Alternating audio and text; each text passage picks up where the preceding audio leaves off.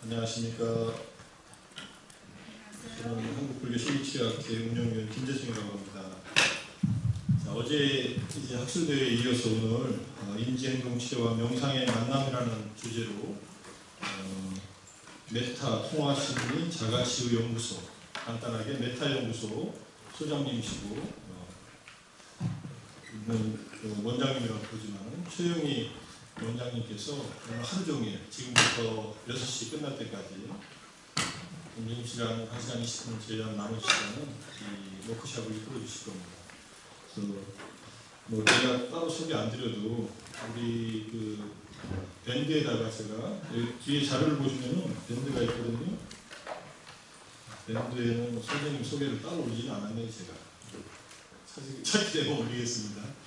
그래서 지금 인지행동 치료와 스키마 세라피 쪽에 우리나라에서 가장 신뢰할 만한 그런 실력이 있는 정신과 전문의로서 우리가 오늘 아마 양쪽 분야와 그 다음에 마음챙김 명상과 함께 결합되는 측면을 소개해 주실 것 같고요. 선생님도 6주간의 캐시라고 하는 프로그램을 메타연구소에서 진행하시는데 거기에 대한 소개와 함께 좀 더 깊이 공부하실 분들은 아마 그쪽으로 또 참가하시면 공부가 많이 되실 거라고 생각합니다.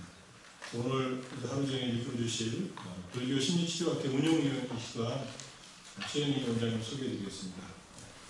감사합니다.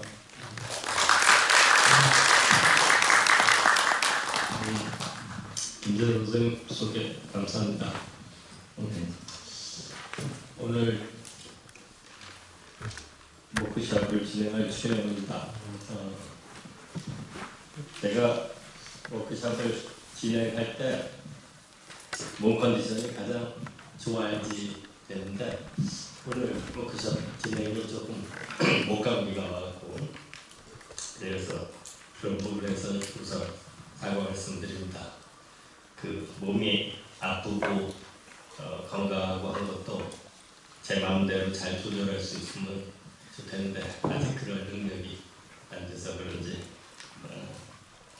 하필이면 발표하는데 앞서가고 목감기가 와서 그렇지만 어쨌든 최선 다해서 오늘 워크숍을 진행하겠습니다.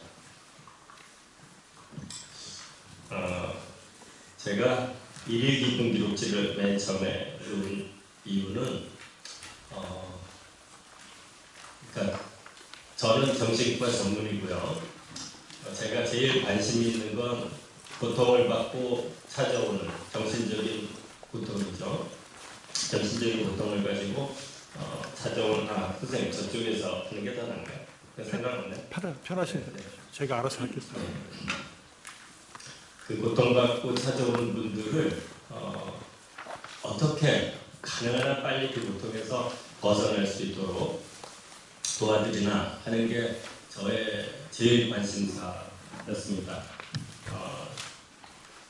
제가 정신과 전문의가 되려고 생각했던 그 계기는 고등학교 2학년 때 우연히 서점에서 프로이트의 정신분석 입문이라는 책을 읽게 되면서 제 삶이 운명이 완전히 바뀌었죠. 저는 정신과 의사가 되겠다는 생각이 아주 확고했습니다. 고등학교 때부터. 그리고 고등학교 때 프로이트는 뭐 저한테 완전 우상이었어요. 프로이트의 꿈의 해석이니 도테멘타브니 이런 책들을 읽는데 어쩜 그렇게 하나의 저항도 없이 있는 그대로 스펀지가 흡수하듯이 저한테 들어왔는지 왜 그랬냐면 그 당시 저는 그 고등학생들은 이제 혼란스러웠어요. 뭐가 혼란스러웠냐면 왜 내 안에는 소위 어른들이 또 사회에서 하지 말라는 어떤 욕구가 그렇게 넘쳐면서 자꾸 그런 데 관심을 가질까. 뭐 흔히들 요즘에도 고등학교 애들 요새는 뭐 초등학교 애들도 그런데 막 그런 성적인 관심 뭐 그런 거 있잖아요. 학교에 뭐 누가 우리 때는 저기 자료가 많지가 않았어요. 요새는 동영상이다 뭐다 흘러 넘치는데 너무 넘쳐나는데 저희 때는 그 자료가 별로 없었죠. 제가 고등학교 다닐 때 제일 그 인기가 좋았던 자료는 플레이보이하고 펜트하우스라는 그저 오늘 두 가지였는데 누가 그걸 학교에 들고 오면 뭐 아주 그날 난리가 나는 그런 때 그 기억이 나요. 근데 항상 그렇죠. 죄책감이 내 안에서 작동하는 거예요. 하지 말라는데 왜 너는 네 안에 무슨 막이라도 하나 들어앉아갖고 너를 이렇게 유혹을 하냐. 그런 식이었죠. 그러다가 프로이트 정신분석 인문을 읽으면서 제가 이제 처음으로 그 책에 그 소위 감명을 받은 건 내가 너무나 지극히 정상적인 인간이구나 하는 것을 깨닫게 해준 책이었기 때문에 그리고 그래 사람의 마음을 공부하고 연구하는 이거야말로 내가 평생 바쳐서 하고 싶은 일이다 그런 생각이 들어서 이제 정신과 전문의 프로이트처럼 그 생각을 하고 의대를 들어갔습니다. 근데 막상 의대를 들어가서 공부를 하는데 보니까 정신의학이 점점 그 바이올로지컬 사이키아트리 그러니까 뇌의 신경계에 관련된 그런 연구와 또 그것과 관련해서 뉴로트랜스미터나 여러 가지 리셉터, 뉴로 리셉터 이런 것들과 관련된 약물 치료, 정신 약물 치료로 흐름이 가는 거예요. 굉장히 실망스러웠어요. 저는 이제 의대 들어가고 정신과 레지던트 하고 뭐 이러면 프로이트처럼 정신분석 공부를 이제 주로 할 거다 이런 생각을 했는데 흐름은 점점 그런 방향의 공부를 요구를 하고 그러니까 사람이 불안하면 우울하면 뇌에 어떤 신경전달 물질의 기능이 어떻게 떨어졌으니까 약은 어떤 약을 써서 뭐 세로토닌이든 노르에프네프린이든 아니면 도파민이든 이런 것들의 그 기능을 조절을 하자. 그러면 다시 정상적인 상태가 될 거다.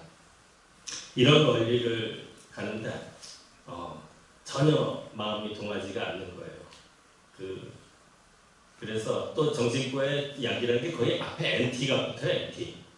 NT 디프레선트 그러면 우울증을 엔티바이오틱스 그러잖아요. 우리는 항생제라고 해서 어떤 균이 있으면 그 균을 제거시키고 죽이는 그런 물질을 둬서 병을 치료하는 그 개념이죠. 근데 이 항우울제, 항불안제, 항정신병약 이거는 그런 개념이 아니에요. 증상을 깎는 거지 원인 제거가 아닌 거죠. 그러다 보니까 환자분들이 와서 호소하는 여러 가지 고통의 증상을 약으로 깎아줘도 원인은 여전히 제거되지 않고 있는 거죠. 이제 그 부분이 제가 만족스럽지 않았던 거죠. 약물 치료에 대해서. 그래서 제 가지고 있는 그 소위 프로이트에 대한 열망과 또 정신 생물학적 그런 공부와 이런 것들을 해나가면서 또 레지던트가 되고 그런데 또 문제는 뭐였냐면 그 당시 제가 레지던트 트레이닝을 할 때 그럼 우리나라의 정신분석이라는 게 얼마나 발전돼 있었나 그러니까 소위 정신분석 전문가, 분석가라는 타이틀이 있습니다. 서티피케이션이.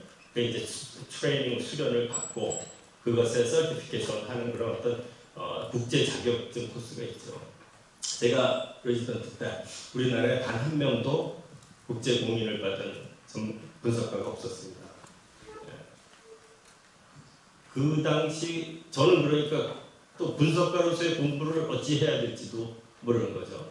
아주 어정뚱한 상태에서 레지던트 생활을 마치고 정신과 전문의가 된 저를 들여다보니까 이건 정신 분석할 수 있는 사람도 아니고 또 약물은 별로 재미도 없고 굉장히 사실은 한 소위 정신의학을 한다고 하는 사람의 전문가로서 이렇게 무기들이 시원치 않은 그러니까 자신이 없는 거예요. 환자를 만나도 굉장히 오로지 하나 뭐밖에 없는 거죠. 소위 환자를 잘 도와줘야 되겠다는 의욕 그거밖에 없는 거죠.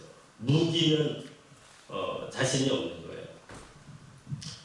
그 상태로 당시 제가 전문의를 받고 대형 정신병원에서 한 4년 일을 했습니다.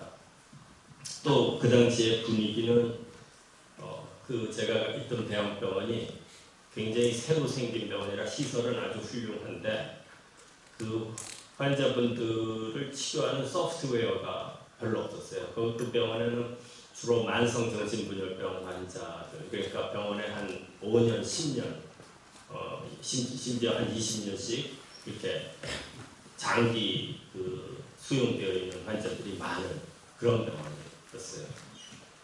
처음에 제가 가니까 이 먼저 있던 동료들이나 선배들이 그 소스 요령을 가르쳐 주더라고요. 그렇게 많은 환자들을 보는 요령이요. 그 요령은 제가 담당한 환자가 그 당시에 60명 정도 됐었는데 60명 다 못 본다.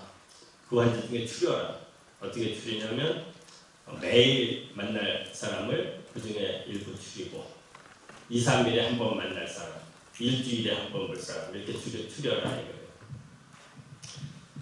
그렇게 해야 그나마 볼 수 있다. 그게 현실적으로 맞는 얘기일지 모르겠는데 제 입장에서 보면 참 저한테 일주일에 한 번 보는 걸로 지키는 환자는 얼마나 불행한 겁니까? 그러니까 왜 이런 사태 속에서 살아야 되나? 제가 고등학교 때 정신과 전문의가 되고자 했을 땐 이런 세팅 속에서 이렇게 살려고 원했던 건 아닌데 하는 또 자괴감이 드는 거죠. 하지만 정신과 전문의가 레지던트에서 전문의가 되는 건 급격한 신분 상승과 생활의 변화가 있어요. 우선 공부 급여가 달라지고 생활의 수준이 달라지죠. 처음에 정신과 전문의가 돼서 한 1, 2년은 정말 잘 놀았습니다. 좀 앉아서 얘기를 하겠습니다. 그렇게 1, 2년 정말 출근해서 땡 하면 퇴근해서 그 동네에서 저보러 그 백수 별명이 들었어요. 어쩜 저렇게 시간 되면 탁탁 집에 오고 일요일이면 애들 데리고 잘 놀고 지금 나름 생각해보면 꽤 행복하고 좋았던 시절이죠. 그렇게 1년을 지났는데 이제 그때부터 저한테 내부에서 뭔가 굉장히 불만족스러운 삶의 어떤 뭐랄까 갈등, 외적으로 보면 굉장히 잘 사는 것 같은데 내부에는 내가 원하는 삶은 이게 아닌데 하는 그러한 갈등이죠. 그게 계속 돌고 있었던 겁니다. 그러다가 이거는 아닌데 뭔가 있지 않을까 하면서 고민하던 차에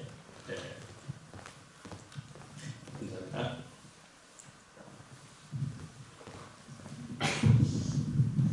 그때 만나게 된 또 우연한 계기. 저는 이상하게 책을 통해서 그런 계기들이 많이 생기는 것 같아요. 그 로버트 폴리버만이라고 하는 UCLA 대학의 정신과 교수분인데 그분은 만성 정신분열병이나 그 병원에 크로닉 일리스라고 해서 그 소위 굉장히 사이코틱하고 정신 이상 증상들을 보이고 또 사회 기능들이 다 떨어져서 사회생활하기 어려운 그런 만성 환자들을 치료하는 그걸 이제 사이코소셜 리해빌리테이션이라고 하거든요. 정신사회 재활 치료의 아주 대가신데 그분이 쓴 책을 보게 됐어요.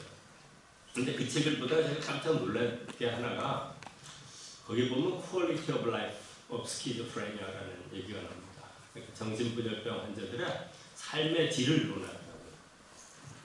그 당시가 1990년쯤이었는데 우리나라 일반 사람의 삶의 질도 논하지 않았던 시대였는데 정신분열병 환자의 삶의 질을 논할 보고 저는 굉장히 충격을 받았어요. 뭐가 있겠구나. 그래서 이제 그 양반한테 편지를 쓰고 가서 공부를 하고 싶다고 해서 이제 연수를 가게 됐습니다. 그게 1990년입니다. 94년도죠. 1994년에 내가 연수를 갔는데 가서 두 분 만나서 이제 그런 만성 환자들의 재활 프로그램에 들어가는데 제일 핵심이 소셜 스킬 트레이닝입니다. 그러니까 사회 기술 훈련이죠. 소셜 스킬 트레이닝이라는 건 제가 정신과 전문의를 공부한 동안에 그냥 이름만 좀 들었어요. 한번 해본 일도 없고 뭔지도 몰랐죠. 그러면서 그분은 저한테 그렇게 얘기한 겁니다. 그 리버만 교수는 주이시 유태인인데 주로 프로이트도 마찬가지지만 이제 그런 주이시들이 그 정신분석의 맥을 주로 끌고 왔던 건데 이분은 주이시면서도 비헤이비어 세라피스트였어요. 그러니까 행동치료를 하는 분인데 저한테 그 행동치료 관련해서 공부를 좀 했냐고 해서 정말 부끄럽더라고요. 소위 대한민국의 그 정신과 전문인데 전문의가 되는 동안에 행동치료, 인지치료 이런 거에서 하나 배운 일이 없어요.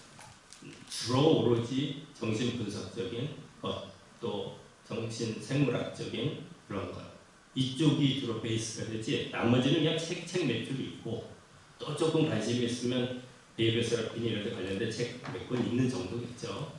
그래서 저는 그래도 미리 사전 공부를 해서 제 딴에는 행동치료 관련된 레저러스라고 하는 사람이 쓴 책을 한번 읽고 가긴 했는데 택도 없죠. 사실은 솔직히 말해서 비헤이비어 세라피 아무것도 몰랐습니다. 학습 이론도 모르고. 근데 이분이 소셜 스킬 트레이닝을 하면서 비헤이비어 세라피를 모르면 소셜 스킬 트레이닝을 할 수가 없다. 공부를 좀 해라. 그때부터 이제 저는 전혀 낯선 공부를 시작을 했는데 너무너무 재밌는 거예요. 그 정신분석은 어딘지 모호한. 제가 레지던트 때 정신분석 관련해서 가르쳤던 선생님이 조두영 선생님이라고 계세요. 서울대 정신과장 하시고 지금은 은퇴하셔서 그런데 그분이 그런 말씀을 하세요. 정신분석인은 마치 디텍티브 형사처럼 모르는 어떤 범죄를 이렇게 추리해가면서 찾는 것 같은 그런 과정이기 때문에 한편으로는 상당히 패러노이드해져야 된다. 그때 제 강의 때 그런 얘기를 들은 적이 있어요. 그런데 어쨌든 그러니까 그건 뭡니까? 뭔지 어두운 속에 답을 찾아서 이렇게 더듬어가면서 뭔가를 찾아가는 그런 과정인 것 같은 느낌이 정신분석이라는 걸 공부하면서는 있었죠. 수많은 뭐 상징 얘기를 하고 뭐 이러죠. 그런데 뭐 막대기 뭐 이런 것들이 무슨 페니스 남자의 성기를 상징한다. 그럴 수도 있죠. 저는 그걸 찰스같이 믿었어요. 근데 아닐 수도 있잖아라는 비판이 나오기 시작하면서부터는 이제 헷갈리기 시작하는 거예요. 제가 교조주의처럼 믿었던 그 모든 것들이 막 소위 회의가 오기 시작하는 거죠. 그런데 이 비헤이비어 세라피는 굉장히 클리어해요. 즉 이 사람들의 생각은 제가 갔을 당시에 그 비헤이비어리즘하고 사이코애널리즘 간의 충돌이 굉장히 심했던 때예요. 그러니까 뭐 그 같은 학교에서도 서로 얼굴도 안 쳐다보고 인사도 안 하고 막 이런 정도의 안목이 심한 거죠. 이쪽은 그거죠. 분석 쪽에서는 니들은 어떻게 이렇게 껍데기만 보냐. 응? 인간이 그렇게 단순 무식하지 않다. 속에 들어가는 언더라인 무의식이라는 속을 들여다봐야 된다. 비헤이비어 세라피스트들은 무의식 웃기지 마라. 그게 어디에서 어떻게 작동하는지도 증명되지도 못한 걸 그걸 가지고 기초로 해서 무슨 사람을 파악하냐. 우리는 있는 그대로의 사실. 그래서 어떤 실험을 통해서 before and after의 어떤 변화. 우리가 관찰할 수 있는 내용만 믿고 그것에 관련해서 사람들을 이해해야 한다. 굉장히 극단적이었던 때가 있었어요. 어쨌든 근데 제가 학습 이론과 행동치료를 배우면서 굉장히 그 마음에 쏙쏙 와닿는 거죠. 그러다가 어느 날 그 UCLA 그 캠퍼스를 점심 시간에 먹으려고 조금 걸어가는데 벽보에 그랜드 라운드 관련된 포스터가 붙었어요. 그걸 보니까 미셸 크라스크라고 하는 UCLA 심리학과 교수가 하는 Cognitive Therapy for Panic Disorder라는 거예요. 그러니까 공황장애 인지 치료. 저한테는 또 그 단어도 생소했었어요. 공황장애 인지치료. 공황장애는 저거는 굉장히 바이올로지컬한 병이다. 제가 레지던트 때 이재승 선생님이라고 설리반 하는 선생님이 그 강의 때 그런 소리를 하셨어요. 공황장애 환자가 오면 내가 분석하는 사람이 있지만 정신치료하는 사람이 있지만 그런 사람은 약 쓰고 그냥 생물학적인 병이니까 더 이상 분석 치료 이런 치료 안 한다. 약물 치료한다. 저건 바이올로지컬 디소더로 그냥 치료하면 된다. 근데 카그니티브 세라피라는 거를 한다고 하더라고요. 그래서 그 사이키트리 브랜드한테 들어갔죠. 그래서 깜짝 놀랐어요. 패닉 디소더 환자들이 오는데 약을 안 쓰고 패닉 디소더를 카그니티브 세라피로만 치료한다. 그래서 거기에서 이제 제가 또 동했죠. 근데 저희 그 선생님이 리버만 교수 그분이 정말 저에게 너무너무 은인인 것이 일주일마다 슈퍼비전을 하는데 항상 저한테 물어봤어요. 너 요새 관심이 뭐냐? 그러니까 보통은 자기 밑에 누가 이렇게 펠로우 들어오면 되게 자기 분야에 관련된 리서치나 일을 시키죠. 근데 이 양반은 항상 내 관심이 뭐냐고 물어보고 제가 가진 관심을 가능한 한 도와주려고 하셨어요. 그래서 그날도 또 슈퍼비전 씨가 너 요새 또 뭐 관심 있냐 그러길래 그 미셸 크라스크라고 하는 사람이 패닉 디소더를 인지 치료하는 걸 봤는데 그거 굉장히 관심이 있더니 바로 그 자리에서 이제 편지를 써주세요. 그 미셸 크라스크 교수한테 한국에서 음악이라는 사람 와서 내 밑에 있는데 굉장히 당신 치료에 관심 있으니까 좀 도와달라. 이분이 굉장히 그쪽에서 파워가 있으시니까 되게 그렇게 부탁하는 걸 거절을 제가 굉장히 많은 분들을 소개받았는데 한 번도 거절한 거를 보지 못했어요. 그 덕분에 이제 미셸 크라스크하고 만나서 내가 관심이 있다고 하니까 이제 원웨이 미러를 통해서 자기가 그렇지 않아도 새로 시작하는 환자가 있으니까 세션 12세션을 할 건데 원웨이 미러에서 세션 하나 끝나면 자기하고 디스커스하고 이런 식으로 하자. 너무나 저한테는 좋은 기회였죠. 그래갖고 제가 처음에 인지치료를 처음 배운 게 미셸 크라스크한테 공황장애 인지치료를 배우게 됐어요.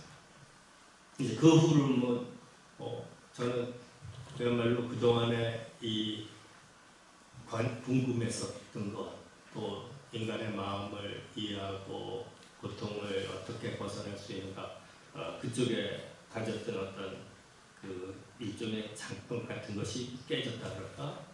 인지행동치료를 공부하면서부터는 우선 몇 가지 점이 좋았던 게 하나는 그 사람이 고통받는 이유에 대한 소스가 명확해지기 시작하는 거예요. 물론 우리가 그렇다고 인간의 그 복잡한 속에 어떤 정답을 딱딱 그때마다 발견할 수 있다는 의미가 아니라 이런 세팅 속에서 즉 이런 엄마 이런 아버지한테서 성장을 해서 이런 배경을 갖고 크게 되면 이 사람 무의식 속엔 이런 틀이 생기게 될 거다.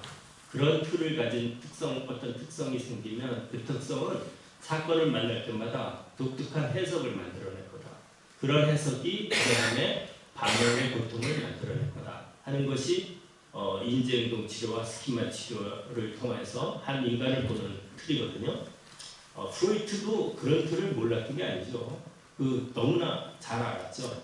근데 이제 프로이트는 무의식이라는 개념을 놓고 무의식 속에 있는 무언가가 의식화되는 것을 계속 디펜스 메커니즘을 통해서 막아내고 변형시키기 때문에 인간은 그것을 무의식에 뭐가 작동하는지를 잘 모른다. 그렇기 때문에 분석이 필요한 거고 그걸 통해서 무의식에 무엇가 작동했는가 하는 것을 인사이트가 생기고 그것이 워킹 스루라는 과정을 통해서 행동의 변화로 일어나게 되면 고통에서 벗어날 거다. 프로이트 이런 아주 자명하죠. 그런데 뭐가 어려웠냐면 그 무의식이라는 것을 너무 장님이 더듬듯이 그래서 뭔가를 찾아가는 과정으로 굉장히 모호하고 오랜 시간과 노력이 걸리는 그런 과정인데 그게 오늘날의 치료에는 별로 적절하지 못하는 거죠. 오늘처럼 이렇게 바쁜 이런 시대에 수백 세션의 그 치료를 하는 그 분석이 얼마나 적절하겠는가 하는 거죠. 이제 그럴 수 있는 시간과 비용과 그런 노력을 할 수 있는 사람은 하면 되죠. 그러나 제가 만난 대부분의 환자분들은 그런 시간과 능력을 갖추지 못하는 거죠. 그러니까 오늘날은 어떻게 하면 가능한 한 빠른 시간 내에 자신이 갖고 있는 고통의 소스, 문제를 들여다보고 그것에서 벗어날 수 있는 방법을 배울 수 있을까. 그리고 치료자란 역할이 뭐냐면 어떤 사람이 왔을 때 이 사람의 문제가 뭔지를 들여다보고 그것을 고치는 방법을 찾아내서 고쳐주는 개념이 아니죠. 치료자는 그 사람이 갖고 있는 문제의 소스가 뭔지를 들여다보는 역할도 해야지 되고 또 저것을 벗어나려면 어떤 방법이 가장 좋은지도 알아내야 되지만 그 역할이 치료자로서 끝나면 안 되는 거죠. 모두 다 환자, 아픈 사람 속에서 일어나야 되죠.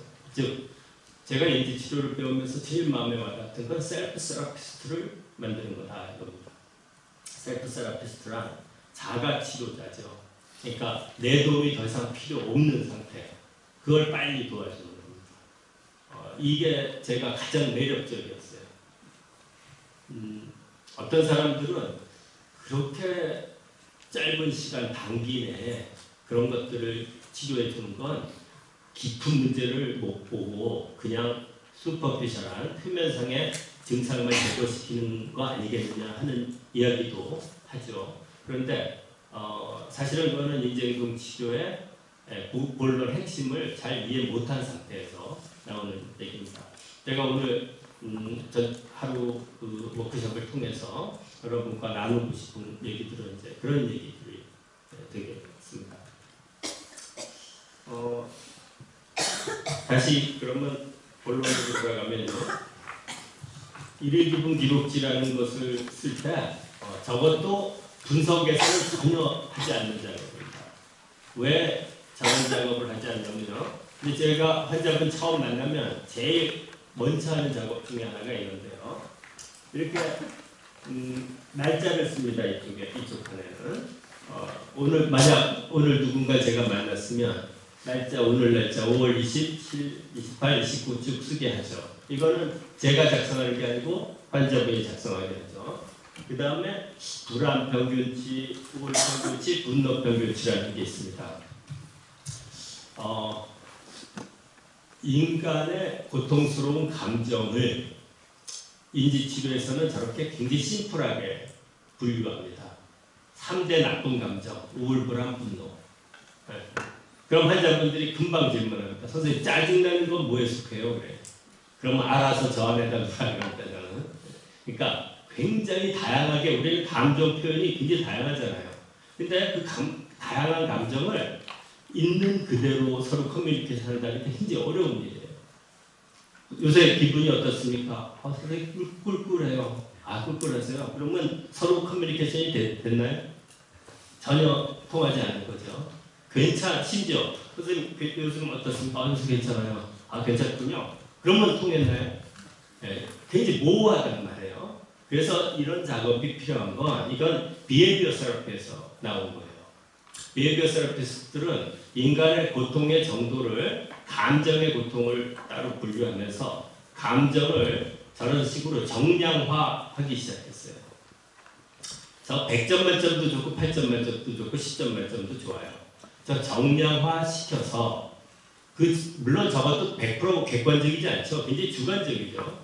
환자 자신이 느끼는 느낌을 100점 만점에 10점 만점에 8점 만점에 점수 주는 거니까 그것조차도 완벽히 객관적이라고 할 수 없지만 저 작업마저도 안 하면 정말 이 소위 환자의 변화를 측정할 수 있는 도구가 없는 거죠.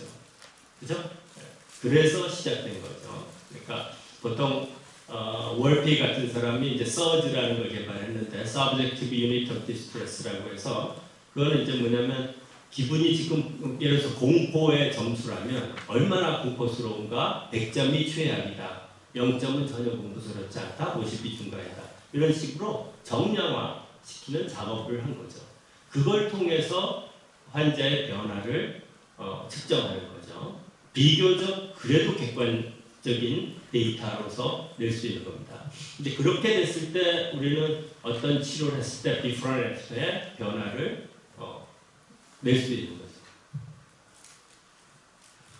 그러면 이런 1인 기분 기록지를 사용하는 걸 가르쳐 주면서 시작을 하는데, 이렇게 불안과 우울과 분노라는 감정도 그냥 적어주고서는 점수 내오십시오 하면은 잘 못해오는 경우가 많아요. 심지어 우리들은 당연히 환자분들은 이런 거 알 거다라고 가정하는 것조차도 굉장히 헷갈리는 경우가 많습니다. 생각과 감정을 구분 못하는 경우들도 많아요. 그래서 저런 기분 기록지에 예를 들어서 불안을 체크한다 그러면 불안의 정의를 한 번씩 더 토의해 보는 게 좋아요. 당신이 불안할 때 불안을 어떻게 표현하냐고 물어보죠. 그러면 이제 지금 답들이 나오잖아요. 뭐 안절부절한 거요. 네, 안절부절하다는 거, 불안을 표시하는 거죠. 또 가슴이 두근거려요. 네, 불안을 표시하죠. 초조해요. 네, 불안을 표시하는 형용사들이잖아요. 그런 것들을 이제 많이 드러내게 합니다. 그러면서 점점 불안이란 어떤 상태인 거구나.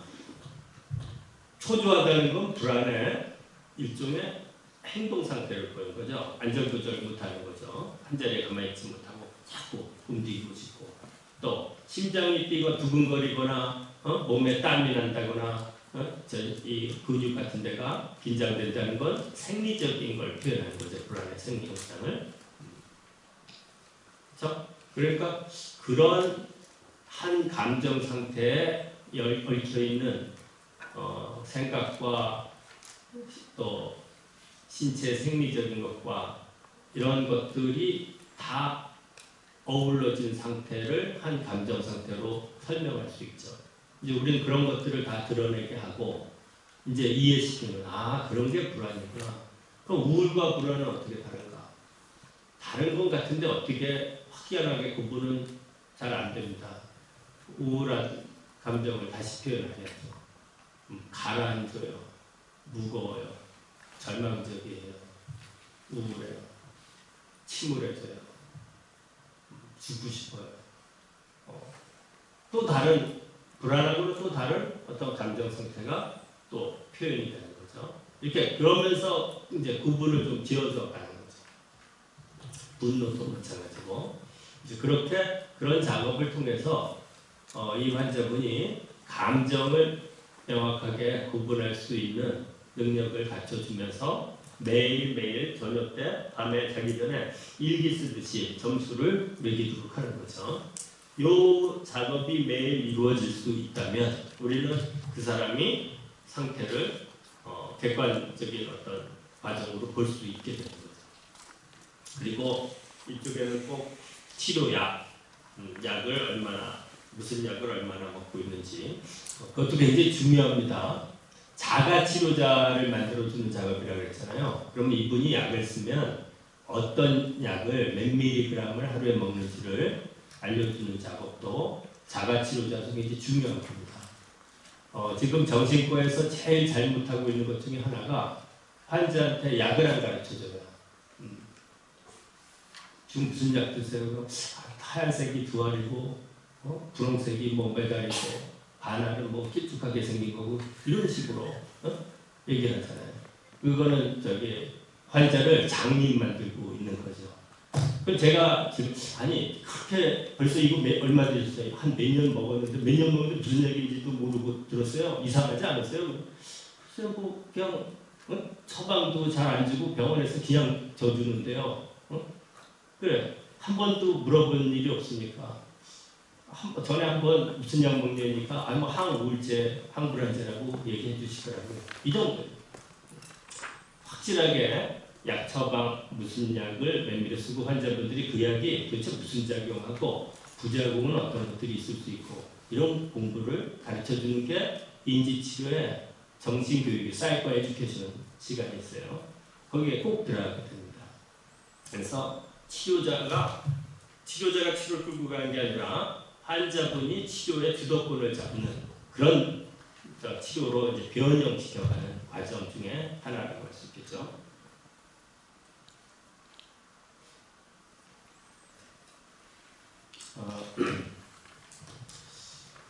저는 밤낮 인지치료 가르치기 시작하면 처음에 드는 건데 여기 계신 분들 중에 이전에 제 강의를 들어보신 일이 있으신 분 혹시 손 좀 들어봐 주시겠어요? 네, 한 3분의 2 정도 되시네요. 복도를 가다가 여기 나온 것처럼 직장이나 학교에서 상사를 만났어요. 제 윗분인데 인사를 했단 말이에요. 근데 분명히 저하고 눈도 마주친 것 같은데 그냥 인사 안 받고 확 지나가는 그런 사건을 경험했어요. 이런 사건을 경험했을 때 각자 한번 생각해 보세요.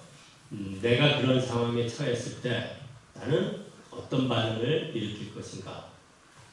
분노, 화가 날 수도 있고 또 어떤 사람은 불안할 수도 있고 또 어떤 사람은 우울해질 수 있겠죠. 여러분들 경우는 어떤지 한번 스스로 들여다보세요. 분명히 나한테 굉장히 중요한 사람이에요. 그런데 인사를 할 때 저렇게 안 받고 확 스쳐갔을 때 여기 앉아 계신 분 중에 나는 그럴 때 화가 날 거다. 한번 손 좀 들어봐 주시겠어요? 네. 그때 불안해질 거다. 네. 또 우울해질 거다. 네. 분노, 화가 난다는 그 감정을 경험하면 그때 어떤 생각이 스쳐갔을까? 어떤 생각이 스쳐갔을까요? 김대 선생님 화난다고 손 들어주죠. 무시하시네요. 저희가 왜 날 무시하지? 지가 뭐 그렇게 잘났어? 인사를 했으면 받아야 될 거 아니야? 뭐 이런 해석이죠. 무시한다는 해석이 분노, 화를 만들어낼 수 있죠. 불안 손 드신 분들. 네. 어떤 해석이죠? 나 찍혔나? 내가 저 사람한테 잘못 보였나? 앞으로 굉장히 괴롭겠는데? 뭐 이런 해석. 불안하게 만들죠. 그러니까 감정이라는 게 인간의 감정이라는 건 그 진화 심리학 같은 데서 보면 인간의 감정은 굉장히 그 생존의 어떤 본능하고 연관돼서 발달하기 시작했을 거라는 얘기들이 나와요. 불안이라는 반응은 항상 어떤 위험이나 해로움을 예견할 때 일어나는 감정 상태다. 그렇게 얘기할 수 있어요. 그러니까 지금도 그렇잖아. 나 찍혔나? 앞으로 뭐 성적 잘못 나오면 어쩌지? 뭐 국가점수 잘못 받으면 어쩌지? 이 진급 안 되는 거 아니야? 뭐 이런 식이죠. 뭐 학생 같으면 이제 대학원생 같으면 논문 뭐 이번에 통과 안 되는 거 아니야? 뭐 이제 그런 게 확 바로 스쳐가면서 불안해지겠죠. 우울 손 드신 분, 우울은 어떤 해석하고 연관될까요? 나한테 관심 없구나. 이제 그 관심 없다라는 게 왜 우울해질까요? 이런 의미겠죠. 우울이라는 감정은 자기 자신의 능력 또는 매력에 스스로 자신감이 떨어질 때, 즉 그런 거죠. 저는 인사도 받을 자격조차 없나 보구나. 저 사람은 나를 별로 중요시 여기지 않나 보구나. 이제 그게 무시당한다는 해석이 있을 때 그래도 나 그런 사람 아니야. 당신이 나를 무시할 만큼 내가 만만한 사람 아니야 하면 공격하고 싶어질 거 아닙니까? 그럴 땐 분노감이 일어날 텐데 이미 나 스스로도 나한테 그런 자신감이 떨어져 있죠. 그러니까 이 인간 저 인간 다 나를 우습게 보고 이제 저 인간도 나를 우습게 보나 하면서 이제 자기의 스스로가 자신감이 떨어져 있으니까 우울감을 느낄 수 있겠죠. 그래서 이런 3대 나쁜 감정, 분노, 우울, 불안과 관련돼서 연관되는 해석들을 이제 찾아볼 수 있다는 거죠. 대개 불안한 경우는 위험이나 해로움을 예측할 때, 그다음에 분노 반응은 무시당한다는 해석가 나왔죠. 또 어떤 기대, 상대에 대한 내 기대가 무너질 때도 분노 반응을 보일 수 있겠죠. 그다음에 살면서 가장 많이 화가 나는 게 부당한 경험을 할 때입니다. 부당한 일, 그렇죠? 네. 굉장히 다양한 부당한 일이 있을 수 있어요. 뭐 아주 정말 절친한 친구가 갑자기 급하다면서 야, 돈 좀 해다오. 야, 얼마나 줄까? 갑자기 한 1,000만 원이 필요하대. 야, 그 돈 내가 어떻게 있어? 야, 정말 내일 꼭 돈 나올 때가 있는데 어디서 좀 융통이라도 해다오. 근데 나도 막 힘들게 여기저기 꽂아서 야, 이거 꼭 갚아야 돼 하고 줬는데 다음 날부터 소식 두절이에요. 전화기 다 꺼져 있고 뭐 정말 급할까? 하루 이틀 지나는데 무슨 일이야? 화나요? 안 나요? 화나지. 예를 들면 1,000만 원이 껌값이신 사람은 뭐 상관없겠지만 그렇지 않으면 정말 너무너무 화가 나겠죠. 부당한 경험은 인간한테 굉장히 분노 반응을 일으키는 다양한 경험을 할 수 있습니다. 자신의 실수에 화가 날 때도 있겠죠. 그런 경험들을 여러분들도 아마 하셨을 거라고 생각합니다. 저도 살아온 인생 중에 내가 결정하고 내가 했는데 정말 이해가 안 가는 거예요. 터무니가 없어. 어떻게 그런 바보 같은 결정을 내렸지? 이렇게 중요한 일인데 뭐랄까 여파가 이렇게 엄청날 텐데 어쩜 그렇게 무책임하게 그런 결정 내렸나. 내가 나 자신을 죽여버리고 싶을 정도로 정말 후회스러워. 그럴 때 나에게 분노감이 일어나겠죠. 그리고 또한 그러한 자신에 대한 실망 때문에 우울해지기도 하겠죠. 우울은 자신의 매력 능력에 대해서 스스로 자신감이 떨어져 있는 상태에서 어떤 사건을 경험할 때 일어나는 감정이라고 할 수도 있을 겁니다. 어떤 분은 와서 어떤 남자는 그런 얘기를 해요. 그래서 너무너무 우울해요. 그런데 왜 우울하냐? 그래서 우리는 이렇게 먹을 게 넘쳐나서 버리고 썩어가는데 아프리카에 그 굶어 죽어가는 애들을 보면 너무 우울해요. 우울할 것 같은데 어떻게 하죠? 어떻게 하죠? 그러니까 그 친구가 우울한 이유는 뭡니까? 왜 이렇게 이 세상이 불평등하고 그러한 부조리를 내가 어떤 내 힘으로 어떻게 해결하거나 할 수 없다는 그런 무력감, 뭐 이런 게 우울하게 만들겠죠, 자기를. 굉장히 그런데 이제 소위 꿈이 굉장히 원대한 거죠. 이 세상을 구제하고 싶은 그런 거죠. 이렇게 개인적인 사적인 어떤 것에 얽매이지 않고. 자, 인지 모델이 인지 치료를 하는데 가장 핵심입니다. 이 인지 모델만 아시면은 인지 치료는 70%는 따고 가시는 거죠. 모든 게 인지 모델로 시작해서 인지 모델로 끝납니다. 제가 인지 치료를 배우기 시작한 이후로 지난 20년 넘게 항상 저 인지 모델로 모든 것들을 이렇게 파악하고 저 안에서 답을 찾아내고 했으니까요. 우선 사건이 생기면 우리는 반응이 일어납니다. 사건에 대해서 반응이 일어나죠. 저 반응은 감정이라는 반응과 행동이라는 반응, 그 다음에 생리적인 반응으로서 일어나게 됩니다. 아까 사건이 있었죠. 인사했는데 안 받은 사건. 그럴 때 어떤 사람은 화가 났다 그래요. 왜 화가 났냐니까 인사를 안 받잖아. 그렇게 그래요. 또 어떤 사람 굉장히 불안했대요. 왜 이렇게 불안했어? 인사를 안 받잖아. 왜 이렇게 우울하니? 인사를 안 받아. 같은 사건인데 감정 반응이 다 다른 건 이상하잖아요. 그죠? 같은 사건인데. 그러면 사건이 반응을 일으켰다고 할 수가 없는 거죠. 이 사건과 반응 사이에 뭔가 끼어있는 거죠.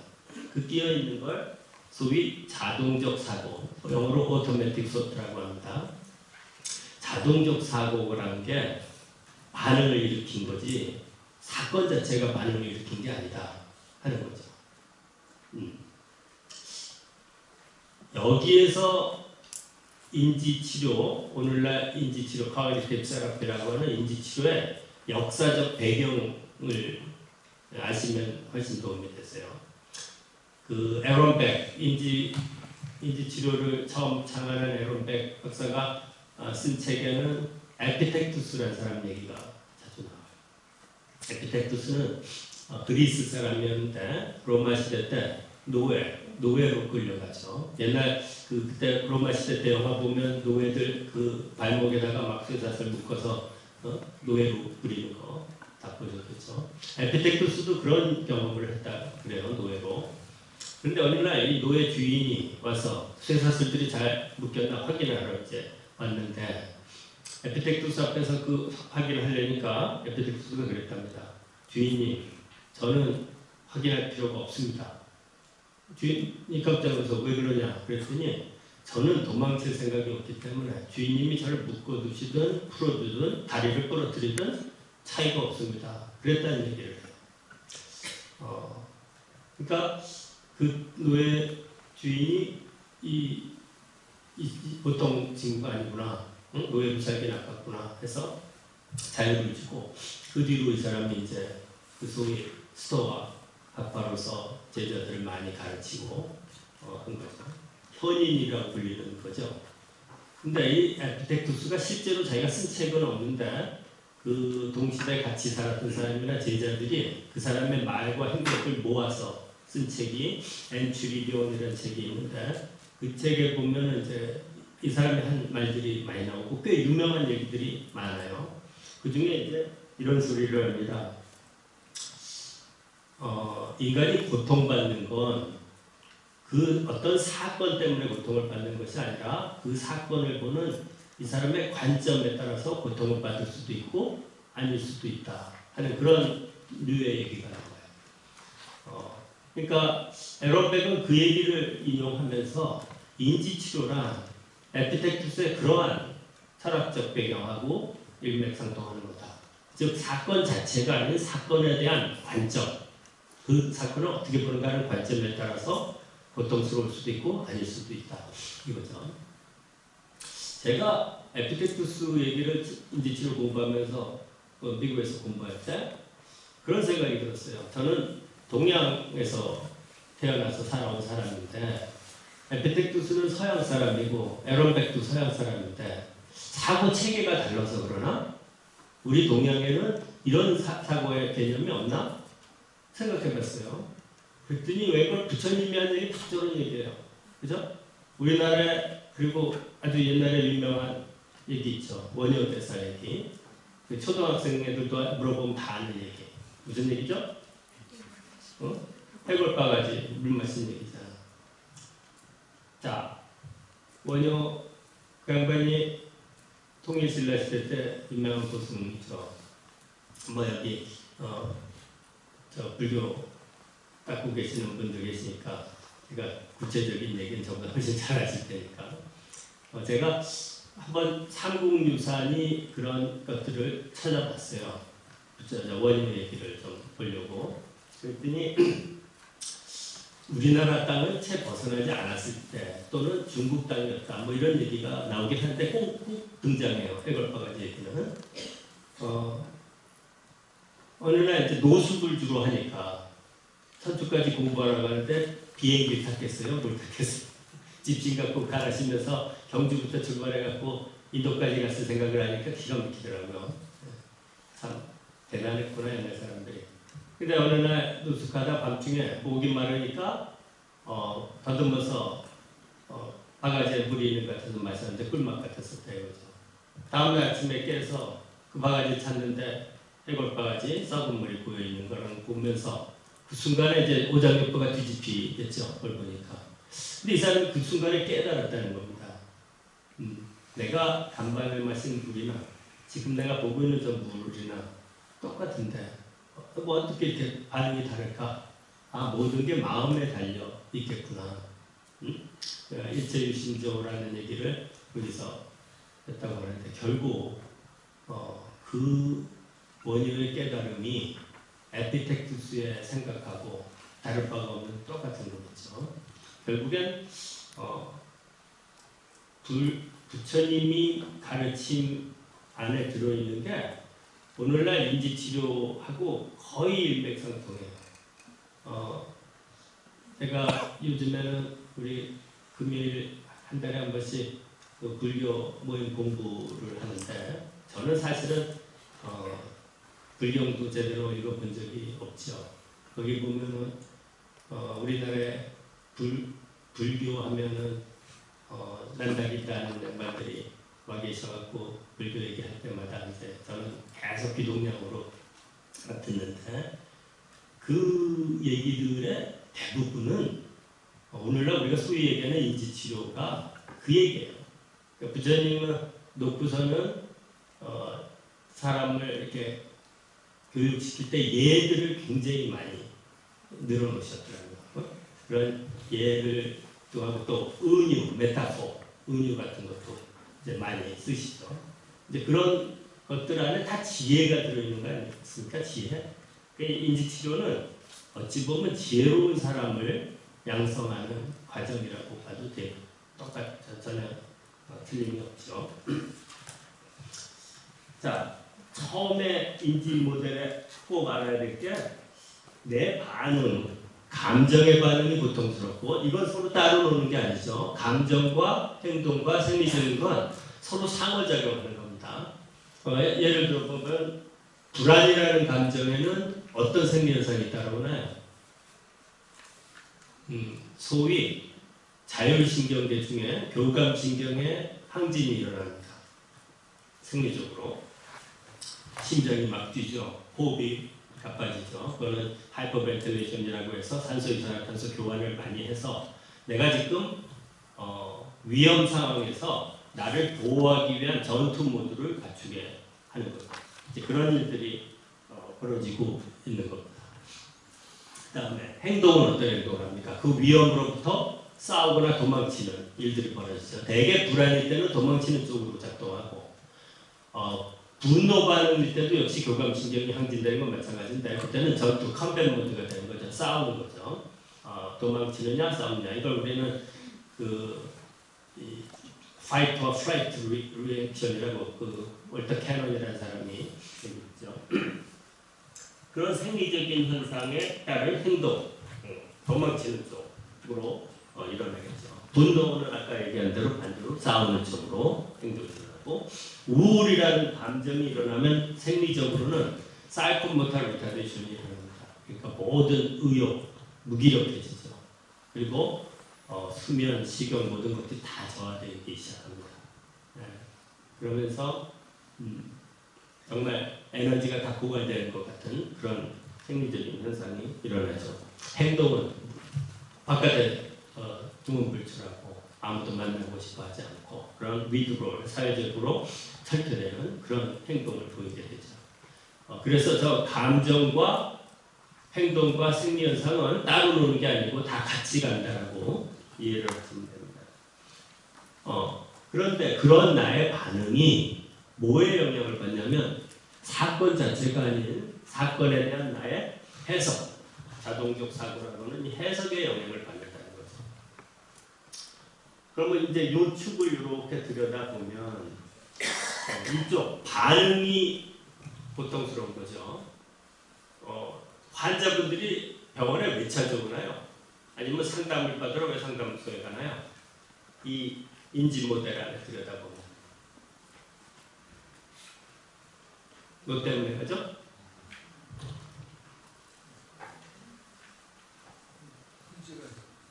그러니까 문제가 어떤 문제?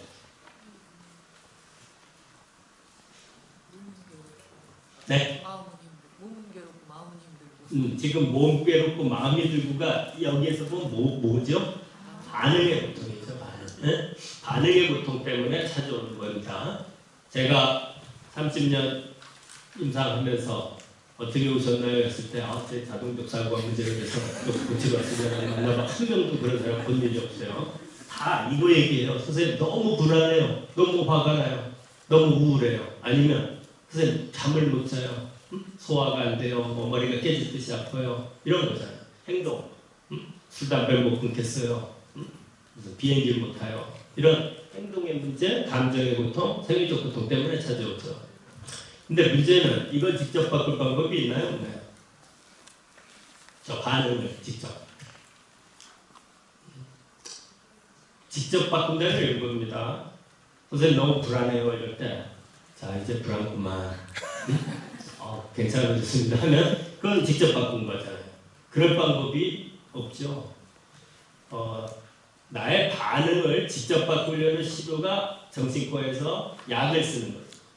약을 쓰면 뇌신경이 작동해서 저런 생리현상을 담당하고 감정을 담당하고 생각을 담당하고 하는 그 브레인 그쪽에 신경계를 작동시켜서 변화를 일으켜보고자 하는 게 소위 약물치료의 목표죠. 타겟이. 그게 가능해지는 날이 올 수 있을 거예요. 지금 보면 저도 정신과 의사고 약을 쓰고 아까도 제가 약 쓰는 거 별로 좋아하지 않는다 그랬지만 그쪽을 향해서도 지금 밤을 새워가면서 세계 각국의 연구를 하고 있단 말이에요. 어떤 약으로 이 뉴로 트랜스미터나 신경계의 어떤 변화를 일으킨다. 그래서 타겟 증상들을 해결하고자 하는 목표. 이게 언젠가는 가능할 수도 있는 거죠. 그런데 저는 약을 안 쓰고도, 약은 여기 반응을 직접 때리는 거죠. 약을 안 쓰고도 이 반응의 고통을 벗어날 수 있는 방법, 그걸 찾는데 제 제일 주 관심사고, 오늘 얘기도 그 얘기를 여러분하고 하려는 거죠. 그래서 그런데 또 그러면 이 반응은 못 건드린다, 약 말고는. 그럼 나 반응이 괴롭대, 이거 좀 바꾸고 싶은데 어떻게 하면 되냐? 이거 바꾸려는 사람 많아요. 네, 굉장히 많아요. 거의 대부분이에요. 선생님 그런 일만 안 생겼더라면 정말 내가 이러지 않았을 텐데. 그건 뭐예요? 그 사건 때문이라고 지어잡고 있는 거잖아요. 그죠? 또 저 인간만 그렇지 않았으면 내가 진짜 오늘날 굉장히 행복할 텐데. 그건 뭐였죠? 사건 안에는 사람도 들어가는 거죠. 자꾸 이걸 바꾸고 싶어요. 집착이 굉장히 강하죠. 저 사건 저거를 바꾸면 내가 행복해질 거다. 내가 편안해질 거다. 그래서 인지치료에서는 처음에 인지 모델 가르쳐 드린 다음에 환자분들한테 사건을 포기하게 만드는 거에 아주 중요한 과정 중에 하나예요. 다른 사람 바꿀 수 없습니다. 그러면 이제 한숨을 푹 쉬면서 저도 알아요. 그렇죠? 저도 알아요. 그러나 굉장히 집착이 강하죠. 바꾸고. 특히 내가 난 자식을 굳이 바꿀 수 있을 것 같아. 그죠? 네. 그 자식에 대한 집착은 특히 심하더라고요. 내가 낳았으니까 이렇게 하면 내가 원하는 대로 될 수 있을 것 같은데 그게 안 될 때 좌절이 너무, 고통이 너무 크죠. 이것도 포기시키는 겁니다. 그러면 분명히 이 축이 지금 연결이 이렇게 되고는 있는데 내 반응이 고통스러운데 사건도 건드리지 말고 이것도 못 바꾼다 그러면 어떻게 하냐. 여기에서 이제 힌트가 뭐냐면 중간에 끼어 있는 거, 쟤를 잘 좀 이용하자, 그거잖아요. 예를 들어서 법도에서 인사를 했는데 안 받았단 말이에요. 화가 나갖고 이제 방으로 들어와갖고 문을 냅다 차면서 들어왔어요. 만약 저기 학생이라고 치죠. 교수님이고 들어왔는데 방에 딴 친구가 있는 거예요. 그럼 씩씩거리고 들어오니까 야, 너 왜 이렇게 화가 나? 그러니까 야, 그 무슨 아무개 교수님 뭐 그렇게 잘난 사람 잘났다고 내가 모처럼 인사를 했으면 인사 좀 받아주면 무슨 덧나냐? 이래. 그러니까 그 옆에 있던 친구가 그 교수님 지금 전화 받고 나가셨는데 얘기 들어보니까 지금 온 가족이 그 교통사고 나서 중환자실에 다 있대더라. 이래. 아니 중환자실에 있어도 인사를 받아야 될 거 아니야? 이렇게 말하는 사람이 있어요? 네? 그런 사람이 있어요. 우리 그런 사람을 성격장애라. 아니 그러죠. 그러니까 되게 자기중심적이 되죠. 성격장애는 타인의 입장에 쓰길 잘 못하고 자기중심으로 파악하는 사람을 성격장애라고 하는데 그런 성격장애가 있는 사람 아니고요. 이제 뭐가 바뀌었습니까? 사건은 그대로죠. 인사 안 받은 사건 그대로예요. 그런데 해석이 바뀐 거예요. 처음에 해석은 뭐였죠? 아니 지가 뭐 그렇게 잘났다고 건방을 떠고 날 무시해. 이게 내 해석이어서 분노를 일으켰는데 이게 바뀐 거예요. 그러고 보면 그렇지. 그 선생님이 날 무시할 리가 없지. 가족들이 다 그렇게 사고가 났더니 얼마나 정신이 없어졌을까. 그래서 인사를 못 받으셨겠지. 이게 달라지면서 반응이 달라지잖아요. 그죠? 이게 힌트예요. 인지 치료의 핵심은 이 틀 안에서 자동적 사고를 찾아내서 내가 무슨 생각이 나를 이렇게 괴롭게 만들었지? 이걸 명확하게 찾아내서 이 생각을 어떻게 바꿀 건가 하는 거죠. 생각의 컨텐츠, 내용을 변화시키는 것이 인지치료의 핵심이 됩니다.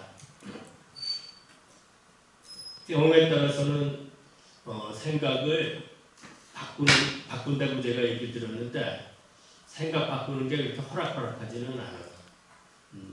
굉장히 다양한 방법으로 생각을 바꿀 수 있어요.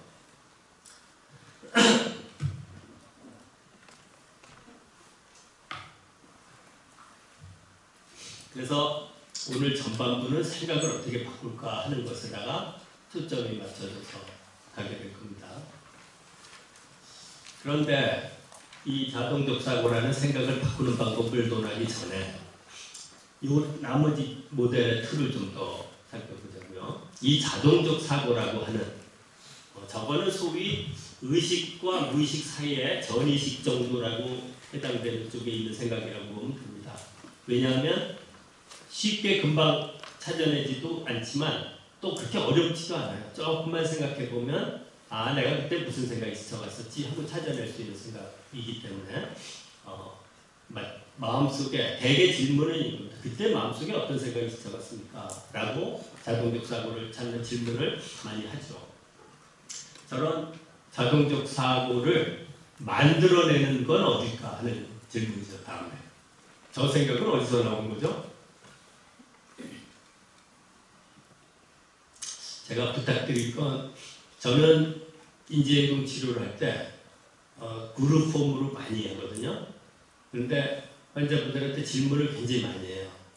그리고 처음에 맨 처음 부탁드리는 게 묵비권 행사 좀 하지 말라. 그리고 내가 지금 무슨 물리나 수학 문제를 물어보는 것도 아닌데 정답이란 없다. 생각을 얘기해달라. 이렇게 부탁드리거든요. 여러분한테도 똑같습니다. 인지치료는 원래 다이렉틱한 치료예요. 그러니까 주고받는 거죠. 어떤 정답이 아니라 그냥 생각을. 그러니까 제가 지금 질문 드린 건 저 자동적 사고라는 건 어디서 연유한 걸까 하는 거죠. 과거의 경험 때문에 과거에 세상에 처음 태어나면 수많은 경험을 하면서 성장하겠죠. 그러면서 무의식, 프로이트에 얘기한 무의식 안에 어떤 틀을 만들어낼 거라 이거죠. 그 틀을 우리는 스키마라고 합니다. 이제 인지치료에서는 핵심 믿음이라는 용어가 많이 나오고 저 스키마라는 용어와 핵심 믿음이 많이 교차돼서 사용돼요. 저거의 구분을 굳이 한다면 핵심 믿음을 컨텐트, 내용으로 보시고 스키마라는 건 어떤 구조적인 틀로 보세요. 그러나 두 개가 동떨어지는 게 아니고 그냥 예를 들면 우리가 밥을 이렇게 용기에다 담는데 밥이 그 안에 있잖아요. 그렇죠? 근데 저 붕어빵처럼 생긴 그 용기 안에다 밀가루 반죽을 넣으면 붕어빵 모양이 나올 거 아닙니까? 그치? 그런데 이거 둘을 완전 분리해서 생각을 할 필요는 없고 개념을 굳이 따진다면 어떤 모양, 틀, 외형의 주형, 그걸 템플릿이라고 하잖아요. 그거를 스키마라고 표현한다면 그 안에 있는 내용을, 컨텐츠는 핵심 믿음이라고 얘기하자. 두 개를 굳이 구분 안 해도 큰 상관없다.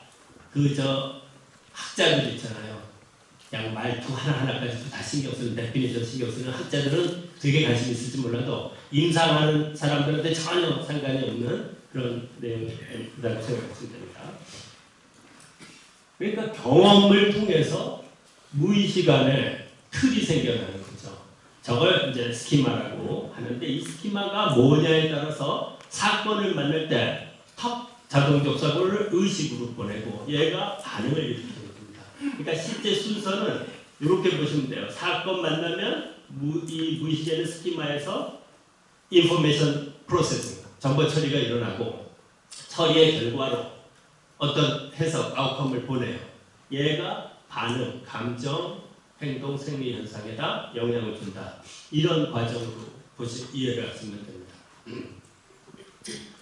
그러면 이제 스키마라는 것, 저 스키마가 정말 중요하죠. 왜? 자동적 사고를 만들어내는 원 소스니까.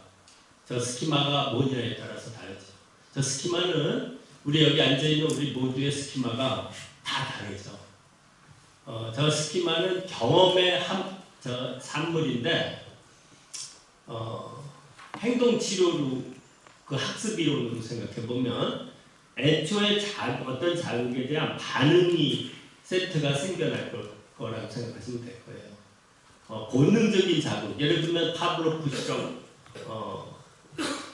이왕이면 파블로프 실험으로 바로 갈까요?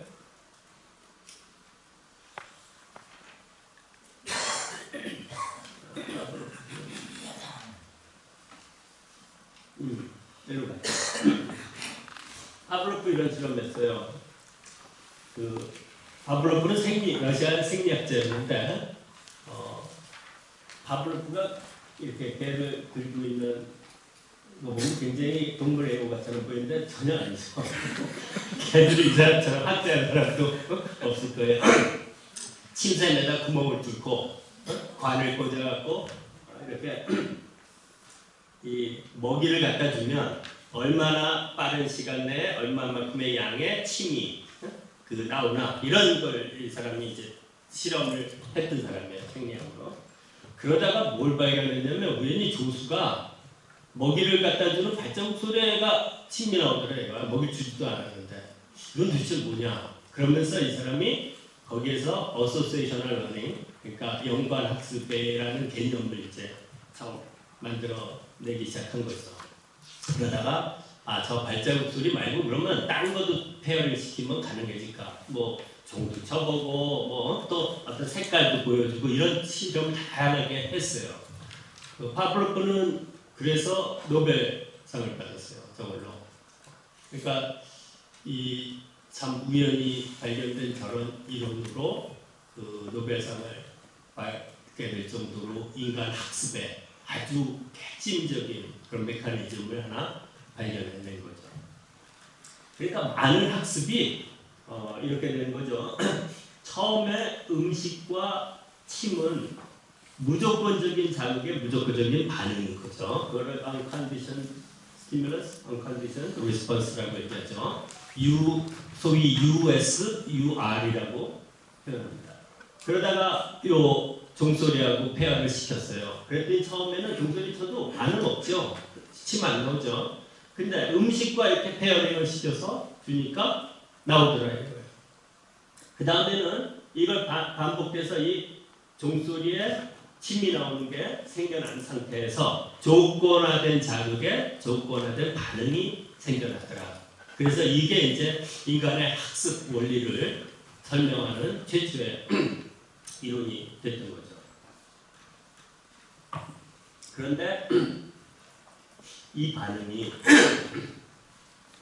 저 조건에 대해서 반응이 일어나는 자극에 대해서 자극에 대해서 반응이 일어나는 게 무조건적인 자극에 무조건적인 반응은 되게 본능적으로 내재되어 있는 것들이 경우가 많죠. 저런 배고픔에 대해서 먹을 것이 나오면 이 침이 나온다. 이런 것들은 본능적으로 되어 있는 자극에 대한 반응일 거예요. 그런데 그렇지 않은 것들이 학습을 통해서 연관되기 시작하는 거죠. 저런 클래시컬 컨디셔닝 이론을 통해서 우리는 스키마도 똑같이 생각해 보세요. 스키마라고 하는 건 무의식의 어떤 우리를 다 일거수일투족을 전부 지배하는 어떤 틀이 생겨 있을 텐데 그 틀을 아주 세분화시켜 가보면 결국엔 어떤 자극에 대한 어떤 반응이 반복되면서 세트가 형성됐을 거다 이거죠. 제가 흔히 질문하는 것 중에 그게 삶은 감자를 뭐에 찍어 먹느냐 하는 질문이에요. 삶은 감자 소금 찍어 먹는 거 손 들어보세요. 네.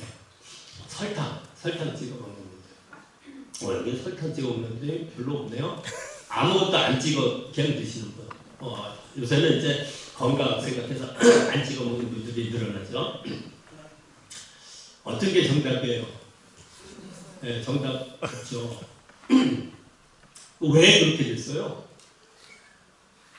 한번 설명해 보실 분이 있어요? 내가 왜 감튀하는 것들을 소금에 찍어 먹게 되는지 원인을, 내가 어떤 요리로 소금 찍어 먹게 됐다라는 그거를 설명하신 분. 설명이 잘 안 되죠. 언젠가 예를 들면 어머니가 감자를 삶아갖고 소금 찍어서 먹겠는데 그 맛이 여기에 이렇게 딱, 이게 뭐예요? 이게 자극에 대한 반응의 세트가 형성된 거죠. 그러니까 결국 스키마란 그런 건 거죠. 어떤 사람을 만났는데 왜 이 사람이 그렇게 이렇게 저기 뭐랄까 끌릴까 그 사람한테 이상하게 끌려. 그 사람이 친근감이 느껴지고 참 좋아. 어떤 사람을 만나면 이상해 알며 아주 꼴 보기 싫어. 왜 그런지 모르겠어. 이유를 설명하면 모르겠어. 왜 그럴까?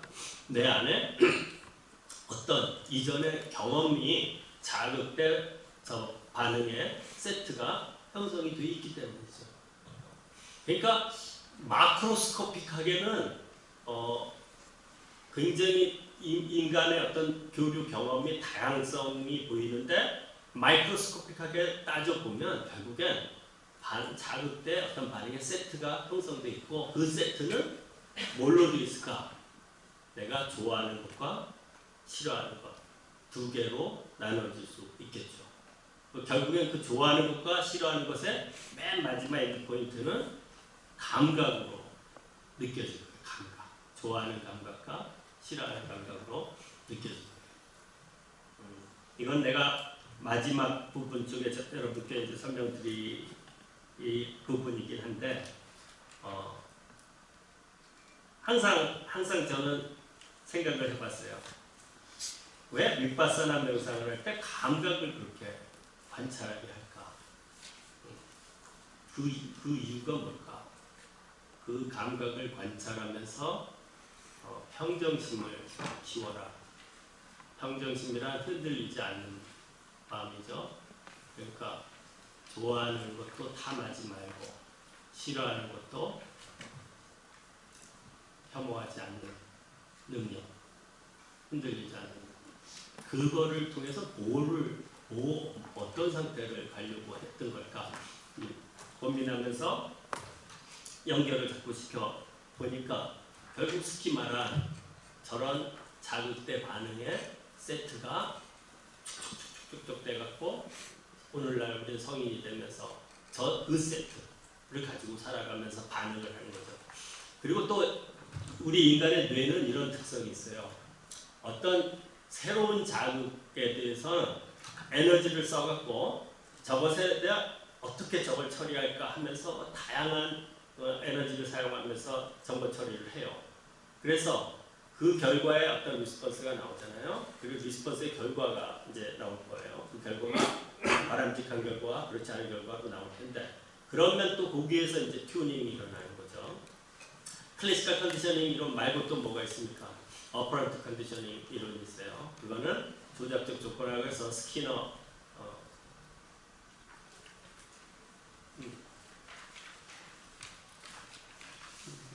이 사람은 이런 실험을 했는데 이 사람은 어찌 보면 거꾸로 했어요. 클래시컬 컨디셔닝 이론은 어떤 자극이 반응하고 상관이 없었는데 연관을 시켜보니까 상관이 있는 반응하고 자극으로 세트가 만들어지더라. 그건데 또 스키너는 인간의 행동에 굉장히 학습에 영향을 주는 게 내가 어떤 반응을 얻고자 할 때 어떤 행동을 하면 그 반응이 일어나게 되면 인간은 그 반응을 학습하면서 자꾸 같은 행동을 반복하게 되더라. 그런 거죠. 얘가 배가 고파서 이 안에서 헤매다가 불빛이 반짝반짝인데 이 레벨을 딱 치니까 먹이가 툭 튀어나오더라 이거예요. 그럼 얘는 이제 배가 고프잖아. 그러면 저거 치면은 먹이 나온다는 걸 학습하는 거예요. 그럼 배고프면 이제 저 레벨 치게 되는 거죠. 그래서 클래시컬 컨디셔닝이 일어나고 어퍼런트 컨디셔닝을 두 개를 이렇게 비교를 해보면 자극의 타이밍을 보면 이건 반응이 일어나기 전에 자극이 있는 거고 얘는 반응하고 난 후에 자극이 주어지는 거예요. 그리고 타이밍 오브 리스폰스 반응도 요거와 이제 연구되는 거예요. 당연히. 그 다음에 학습하는 사람의 거는 이제 이건 수동적이고 이거는 적극적이라 해야죠. 자기가 먹고 싶으면 저걸 쳐야 되니까. 이제 두 개의 그 유명한 학습 이론이 결국엔 인간의 모든 어떤 경험의 축적물 그런 걸 이제 스키마라고 얘기할 수 있는데 우리 시간에 그런 스키마가 형성됐을 때 저러한 학습의 이론들이 작동하면서 누적돼 갖고 오늘날 인간의 행동을 지배한다 그렇게 얘기할 수 있습니다. 그러니까 이런 거죠. 이제 밥 먹을 시간 됐구나. 레벨을 눌러야 되겠다. 이건 주작적 조건하고 뱃소리가 울리네. 이제 밥 줄 시간인가 보다. 이런 식으로 된다는 거죠.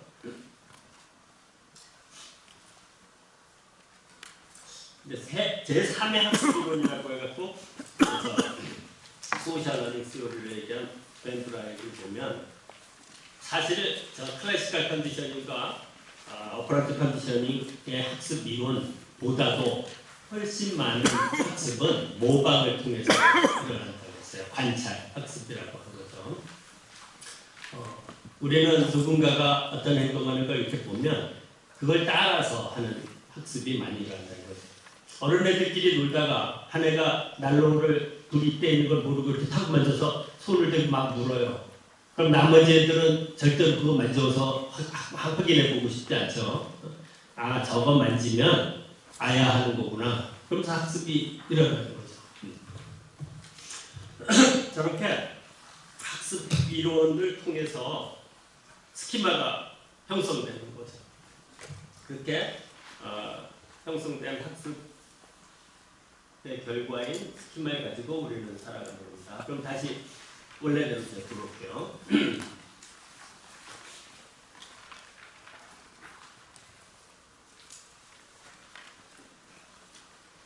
네, 다시 돌아왔어요.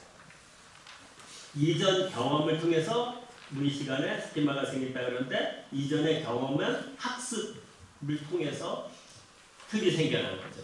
이 틀이 모두 다 유니크, 고유해요. 우리 여기 앉아있는 모든 사람들이 고유하죠. 간혹 그걸 퍼스널 스키마라고 해요. 개별적인 스키마라고 그러죠. 근데 간혹 공동의 스키마가 있을 수 있어요. 공동의 스키마라는 게 유니버설 스키마라고 할 수 있는 거죠. 그건 이제 융 같은 사람이 얘기한 집단 무의식 같은 거. 그 인간들한테 공동되는 어떤 것들. 뭐 예를 들면 동서고금을 막론하고 항상 강조되고 있는 게 뭐죠? 살인, 도적질, 거짓말, 음해 뭐 이런 것들을 하지 말라는 건 인간 고유의 누구를 막론하고도 다 공동으로 지켜지고 있는 스키마라고 할 수 있겠죠. 그 다음에 또 이런 게 있죠. 예를 들어서 여기서 우리가 이 화면을 통해서 한일 축구 경기를 본다고 쳐봐요. 열심히 보고 있는데 일본이 한 골 넣는데 여기서 만세 부를 사람 있나요? 네? 왜 우리는 일본이 한 골 넣으면 만세 부르면 안 되죠? 일제 36년을 실제로 경험한 분들이 계세요, 이 안에? 네, 없잖아요. 없는데도 우리 한국인들한테 일본하고 싸우면 무조건 이겨야 된다 하는 항일의 스키마가 우리 한국 사람들한테 흐르고 있어요. 그런 건 뭐 민족적 스키마라고 할 수 있겠죠. 제가 페루에 가서 워크숍을 했는데 페루 사람들한테 물어보니까 그 사람들도 그 스페인 지배를 받았잖아요. 있긴 있더라고요. 그런데 400년을 받았어요. 우리는 36년 받았고, 그러니까 우리가 훨씬 세. 저쪽은 상당히 이게 피가 몇 대로 이렇게 물려가면서 많이 흐려져 있더라고요. 거의 동화되어 있더라고요. 그런 것들이 이제 민족적 스키마라고 할 수 있어요. 각 나라마다 그런 것들이 있어요. 각 나라마다. 어느 나라 사람들은 어느 나라 되게 싫어요. 네. 그런 게 있어요. 싸움은 꼭 이겨야 되고. 네. 그런 거 외에는 다 퍼스널한 스키마죠. 퍼스널 스키마를 가지고 이제 살아가는 거죠. 그래서 사건 만나면 독특한 반응이 일어나고 이 해석은 반응에 영향을 주는 겁니다. 이 자동적사가. 이제 이 인지 모델이 좀 이해 갔어요? 네.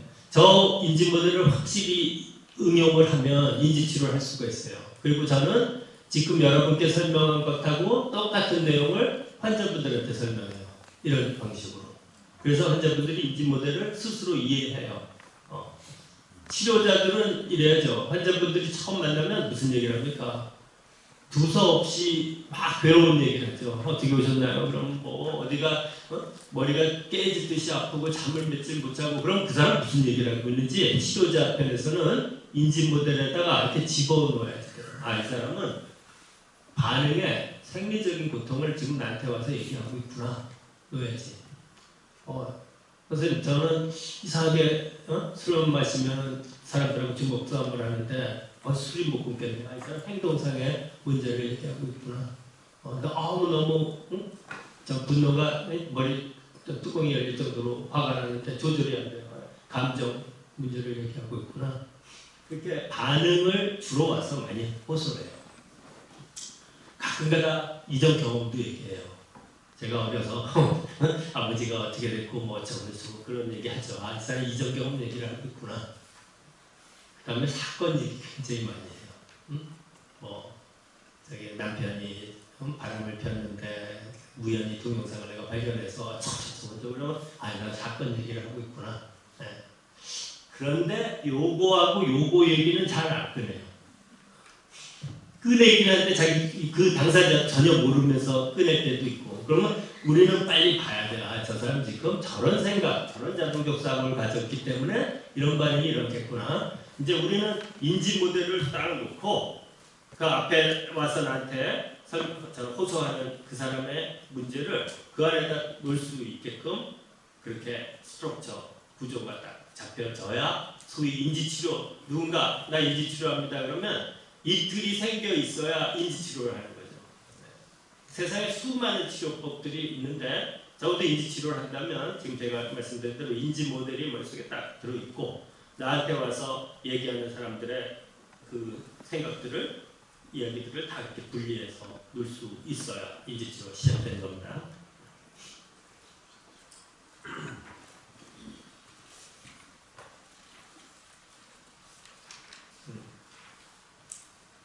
인지 모델을 이해하는 틀 중에 하나로 제가 반나 설명드리는 게 있어요. 여기 중에 또 들은 분들도 계시겠지만 항상 제 뜸에 있는 얘기가 제 어머니하고 제가 운전을 하고 차를 타고 가고 있었단 말이에요. 근데 신호등이 빨간 등이 돼서 딱 섰어요. 근데 옆에 또 차가 하나 이렇게 운전이 쓴단 말이에요. 내가 운전석에서 옆을 이렇게 봤어요. 그랬더니 옆에 차가 창에 이렇게 내리더니 어떤 젊은 놈이 저한테 이러는 거예요. 네. 이게 사건이에요. 사건. 제 반응은 뭘까요? 감정, 분노, 그렇죠? 생리적으로 어떻게 되죠? 확 올라오더라고요. 네. 그러면서 저는 어떤 행동을 하나요? 저도 창을 내리고, 엄마 왜? 너 나한테 왜 욕을 하고 난리야? 그러면서 이제 저도 한바탕 해야 되는 게 행동이죠. 근데 우리 어머니가 옆좌석에서 이걸 보셨어요. 저희 어머니가 85세였는데 보시더니 혀를 찌릿하면서 젊은 놈이 손가락을 등신이 들으니까 안 됐다. 굉장히 안 됐다 그러죠. 저는 이걸 보고 화가 났는데 우리 어머니는 측은해하셔. 뭐가 다른 거죠? 우리 어머니하고 저하고 스키마가 다르더라고요. 그래서 제가 왜 그런가 찾아봤어요. 그랬더니 이건 미국에서 쓰는 욕이에요. 영국은 또 이게 여기래. 이게 우리나라 전통무기야. 터키하고 브라질이. 응? 저게 합작된 게. 그죠? 나 어려서는 욕할 때 이렇게들 그랬어요. 요새도 이런지 모르겠는데 명언이는 이걸 욕으로 알고 계신 거예요. 나는 이게 욕인 줄 알고 있고. 그래서 나라마다 굉장히 표시가 달라요. 그러니까 결국엔 스키마는 경험 때문에 생겨난 어떤 틀이 내 무의식에 작동할 거 아니에요? 같은 사건을 만나는데 그렇게 자동적사가 달라지니까 반응이 달라지더라고요. 반응이 저렇게 차이가 나. 지금 제가 든 예를 생각해 보면 저 인지 모델의 작동 원리가 드러나겠죠. 그래서 인지 모델을 가지고 우리는 인지 치료를 해나가는 거라고 생각하시면 됩니다. 질문을 하나 드려도 되나요? 네. 저기 자동적 사고 밑에 네. 도움이 안 되는 생각이라고 써놓으시는데 네. 왜냐하면 스키마는 이렇게 생각하시면 돼요. 우리가 기분 굉장히 좋은데 굳이 그 기분 좋은 걸 바꾸려고 할 필요는 없잖아요. 그러니까 되게 치료라는 개념이 붙는 이유는 고통하고 연관되어 있으니까 우리를 고통스러운 반응을 일으키는 거에는 도움이 안 되는 그런 생각들이 작동한다. 그래서 저는 거죠. 그러니까 스키마도 사실 이제 파지티브한 스키마가 많고 생각도 이제 긍정적이고 좋은 생각들 많잖아요. 근데 여기서 이제 굳이 저렇게 밑에다 도움 안 되는 생각이라는 건 저건 역기능적이라는 의미입니다. 영어로 dysfunctional, 역기능적인 그런 저 의미 자체를 그런 생각들을 찾아내서 바꿔야 된다는 의미에서 써놓은 겁니다.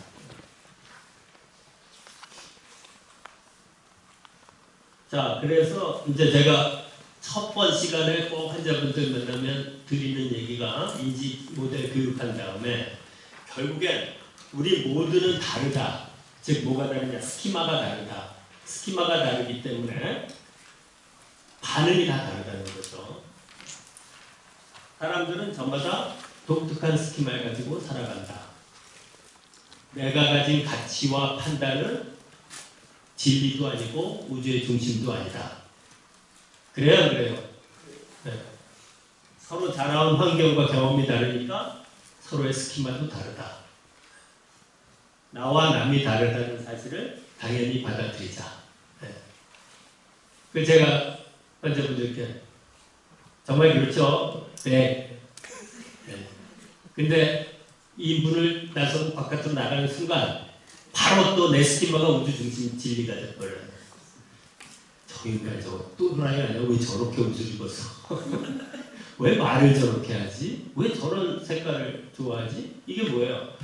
내가 중심이고 나와 다르면 이상하고 잘못되고 그런 식으로 판단하는 게 바로 내 스키마를 중심으로 우리는 모든 걸 판단하기 때문인 거죠. 그래서 결국엔 상대와 타협이 필요한 거죠. 내가 가진 스키마가 우주 중심 분리도 아니고 그냥 나의 경험의 합일 뿐이라면 나와 만나는 저 사람도 나와 다른 경험을 가진 독특한 스키마를 가지고 있는 존재일 뿐이죠. 그런 사람끼리 서로 만나서 살아가는 거예요. 거기에서 제가 찾아낸 타협을 하는 가장 좋은 방법, 타협과 가장 좋은 방법으로 비폭력대화법이라는 걸 발견했어요. 네. 비폭력대화는 마샬 로젠버그라는 사람이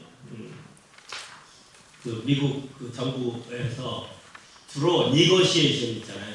그러니까 저 팔레스타인 뭐 유대인 간의 갈등 또 하스티지 잡아갖고 막 그 저 위협하고 그런 사람들 가서 이제 그 달래줘야 돼, 달래야 되잖아. 이런 협상 이런 거에 도움이 되는 대화법을 개발해 달라는 용역 받고 만들어냈는데 이게 일반적으로 다 사용이 가능한 거예요. 굉장히 좋은 방법이 돼서 오늘날 비폭력대화 우리나라도 비폭력대화 센터가 있어요. 그래서 교육도 하고 책도 내는데 여러분들이 비폭력대화라는 책은 꼭 한번 읽어보시기 바랍니다. 관찰, 느낌, 욕구, 부탁이라는 네 컴포넌트를 이용해서 대화하는 거예요. 참 잘 만들었어요. 내용 들여다보면. 근데 쉽게 사용하기는 어려워. 저거 배우고 저 말하기 시작하면 상대가 더 화가 나. 장난치는 것 같아요. 왜냐면 익숙하게 들어본 것들이 아니니까. 그 심지어 우리나라의 빅본격 대화센터를 처음 와갖고 소개하고 만들어낸 저분이 캐서린 한이라는 분인데, 그분이 처음 배워갖고 내가 저 빅본격 대화 연습 모임이 있어갖고 거기 갔다가 조카를 만났어요. 캐서린 한 조카를. 조카가 이제 나하고 친해지면서 이렇게 얘기하다가 사실 고모가 처음에 저거 배워갖고 자기 집에 와서 얘기를 하는데 자기 오빠가 너무너무 화를 내더라고요. 그러면서 빅본격 대화센터에서 그래요. 배우고 6개월 동안 쓰지 말라고, 연습만 하고. 처음에 어색하고 좀 이상하니까 장난치는 것 같고. 어쨌건 이거는 결국은 뭐냐면 내가 가진 욕구를 잘 들여다보고 상대방의 욕구도 들여다보고 그 욕구가 서로 윈윈할 수 있도록 하는, 마지막에 리퀘스트를 끝내요. 부탁으로. 그러니까 우리는 보통 상대방한테 이렇게 기분이 나빠지는 건 나한테 어떤 강요를 하거나 명령을 하는 것 같을 때 기분이 나빠지잖아요. 마지막에 이제 부탁으로 끝나는 대화를 하도록 하는 거죠. 자, 행동치료는 아까 설명을 이제 쭉 드렸으니까 넘어가고, 클래시컬 컨디셔닝 이론을 이용해서 이 왓슨이라는 사람이 있어요. 이 사람은 심리학계에서 꽤 유명한 사람인데 나중에 광고 심리학 쪽에도 일을 하고 그래. 굉장히 머리가 좋은 사람이에요. 이 사람이 리틀 앨버트라고 하는 11개월 된 앨버트, 얘를 놓고 실험을 했어요. 처음에는 이 아이는 저런 모르모트나 또 레빗, 흰색 털 이런 거에 전혀 반응이 없었어요. 그러다가 그 앞에 모르모트가 이렇게 왔다 갔다 하는데 이 왓슨이 이 아이 저 어린애 뒤쪽에서 커다란 징이 있잖아요. 징을 꽝 친 거야. 호들갑 이제 깜짝 놀라게 만들었죠. 그러고 나서는 그 자극과 이 반응이 연결이 된 거예요. 그러니까 클래시컬 컨디셔닝 이론을 인간의 공포와 불안에다가 접합을 시킨 업적이 이제 왓슨의 업적이죠. 그랬더니 애가 공포가 학습이 된 거예요. 그 다음에는 모르모트뿐만 아니라 흰색 털을 가진 것들은 다 이제 공포가 나오더라. 그래서 인간의 공포라는 건 학습이 된 거구나라고 해서 학습됐으니까 탈학습시킬 수 있지 않냐. 파블로프의 업적 하나가 학습만 원리를 발견한 게 아니라 탈학습도 된 거죠. 어떻게 했죠? 간단하잖아요. 종치고 그러면 이제 침 나오게끔 이제 학습이 된 개한테 종을 딱 치고 침 나오는데 꽝 밥을 안 줘. 또 종 쳤는데 침 나오는데 또 꽝 밥을 안 줘. 그러면 어떻게 돼요? 반복하다 보면 얘가 더 이상 종소리에 반응 안 하게 되지. 이제 익스팅션이라는 게 일어나는 거죠. 그러니까 학습이 탈학시키는 원리, 이것도 똑같이 인간의 공포에도 적용시킬 수 있지 않냐 이거죠. 실제로 공포는 학습 소위 행동 치료로 가장 효과적으로 치료되는 게 인간의 공포예요. 불안과 공포. 그래서 얘한테 이제 이런 식의 학습을 통해서 공포가 이제 반응이 일어나게 되는 거죠. 그리고 왓슨은 이제 자기 동료였던 메리 제이 존스라고 하는 여자 치료자가 공포증 갖고 있는 애를 치료한다 그러길래 저 원리를 가르쳐줘서 이제 개에 대한 공포를 치료하는데 이제 임상적으로 응용을 했다는 그런 스토리들이 있어요. 나중에 보면은 BBC에서 그런 다큐멘터리가 있어요. 저 왓슨이 앨버트를 저런 실험을 한 뒤에 굉장히 오랜 세월이 지나서 저 엘버트는 어떻게 됐을까를 찾아온 거죠. 그랬더니 엘버트가 그 병원에서 일하던 어떤 사람의 아이였는데 오티즘 증상이 있는 아이였고 나중에 불행하게 죽었다는 그런 스토리들을 다큐멘터리로 냈던 그런 걸 본 일이 있어요.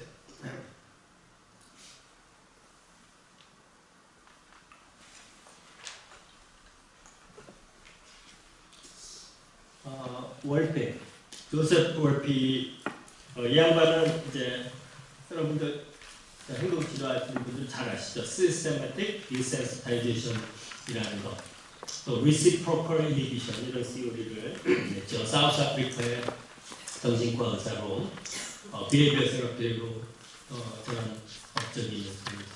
저는 제가 UCLA가 있을 때 그 리버만 교수 소개로 이 양반이 이제 은퇴를 하고 미국에 와서 석자 교수로 은퇴 후에 USC하고 페퍼다인 대학에 와 있었어요. 그래서 제가 소개를 받아서 제 양반 만나갖고 한 학기 동안 대학원 강의 듣고 슈퍼비전, 그 OCD 환자들 그 치료하는 거에 슈퍼비전을 받았던 경험이 있는데 이 양반이 하이라키게, 그러니까 비헤비어 세라피에서 많은 것들을 이 월페 교수가 해냈는데 그 아까 얘기드렸던 그 서즈 레벨, 그러니까 불안의 정도, 척도를 100점 만점에 몇 점 이런 척도도 월페 교수 만들었고, 그 다음에 하이라키라는 개념, 공포의 위계를 쭉 설정했어요. 서즈 점수가 제일 낮은 것부터 높은 것까지 이렇게 위계를 쭉 만드는 거. 그래서 점진적으로 익스포저 시키는 거죠. 서지 점수가 낮은 것부터 도전해갖고 하나 해갖고 위계가 가장 높은 것까지 가는 거죠. 그 다음에 볼펜은 인간의 공포, 불안과 reciprocal inhibition이라는 게 그런 개념이다. 이 공존 못하는 게 뭘까에 대한 관심이 있었어요. 그래서 실험을 했죠. 뉴로틱 애니멀을 만들었는데 실험실에서 그 전기 셔업을 발에다 줘갖고 다 이제 불안해진 강아지를 딴방으로 데리고 가갖고 먹이를 줬어요. 피딩을 했더니 불안이 감소돼. 공포의 이 반응과 이 피딩이 리시프로컬 서로 상쇄가 되는구나. 그래서 그 이론을 갖고 인간한테 불안해진 사람한테 먹이를 더 먹을 걸 주면 어떻게 되나요? 최악이 나고 이게 동물하고 같지가 않아, 인간. 그래서 그러면 먹이 주는 피딩 말고 이 불안 반응과 상쇄될 게 뭘까를 연구를 해서 찾을 때 그때 하버드 대학의 제이콥슨이라고 하는 사람이 생리학 교수였는데 그 사람이 릴렉세이션 트레이닝이라는 이론을 이제 내놓은 거예요. 그게 뭐냐면 16단계 근육 이완을 시켜서 나중에 16단계를 8단계, 4단계 줄여서 나중에 그 리플렉스 릴렉세이션이라고 하는 그런 것까지 발전시키는, 이제 처음에는 이제 그게 이 명상과 요가 이런 데서 이제 힌트를 내갖고 그런 방법을 만들었는데, 어쨌든 그런 그래듀얼리 그 인듀스 되는 릴렉세이션 테크닉이 나온 걸 보고 이거구나 한 거예요. 뭐냐면 앵자이티 상태는 머슬이 이완되나요? 긴장, 텐스 되나요? 긴장이 되죠. 그러니까 앵자이티와 머슬의 긴장은 같이 가는 건데 인위적으로 머슬을 릴렉세이션 시킨다면 이 상태의 이모션은 당연히 릴렉스 된 상태 아닐까, 그죠? 요걸 이용해서 릴렉세이션 테크닉을 훈련시키면 앵자이티에서 떨어질 거다. 그래서 이 양반은 하이라키를 만들고 익스포저 시킬 때 꼭 한 익스포저 끝나면 릴렉세이션을 시켰어요. 다음 단계 갈 때 또 하고. 그런데 오늘날 비헤비어 세라피스트들은 죄송합니다. 오늘날 비헤비어 세라피스트들은 굳이 릴렉세이션 트레이닝 안 해도 된다. 그냥 익스포저만 해도 불안은 상쇄될 수 있고 공포증은 사라지게 될 거다. 그러니까 요새는 릴렉세이션을 굳이 쓰지 않죠. 자칫하면 릴렉세이션이 그 safety seeking behavior로 사용될 수 있다 이거예요. 그러니까 그 소위 안전 추구 행위라 그래갖고 자꾸 그 일종의 그 직면이잖아요. 익스포저라는 게 직면이 아닌 도망치는 회피의 수단으로 그 릴렉세이션 테크닉이 사용될 수 있기 때문에 오히려 안 쓰는 게 좋다는 게 이제 요새 행동 치료자들의 얘기죠. 임상적으로.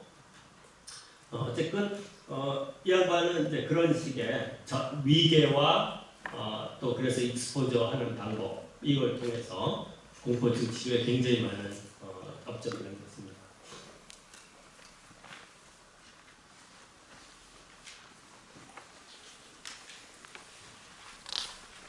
행동 치료가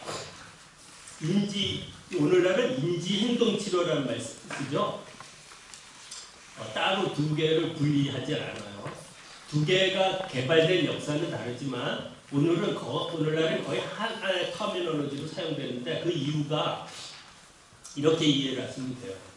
인지 치료란 생각의 컨텐츠를 바꾸는 건데 사람이 내용이 바뀌었어도 그것이 행동화되려면 행동으로 몸에 새로운 습관화 되려면 반복적인 어떤 행위가 이루어져야 돼요. 그럴 때 그것을 도와주는 좋은 방법이 행동치료이기 때문에 두 개는 필연적으로 만나서 한 짝이 될 수밖에 없는 거죠. 그래서 오늘날 Cognitive Behavioral Therapy라고 하는 것이 이제는 서로 분리된 게 아닌 식으로 됐다고 이해하시면 됩니다. 다양한 행동치료 방법들이 있어요. 인간의 행동을 쉐이핑시키는 효과적인 건 아까 말씀드렸던 공포증 치료에 행동치료가 가장 효과적으로 적용될 수 있고요.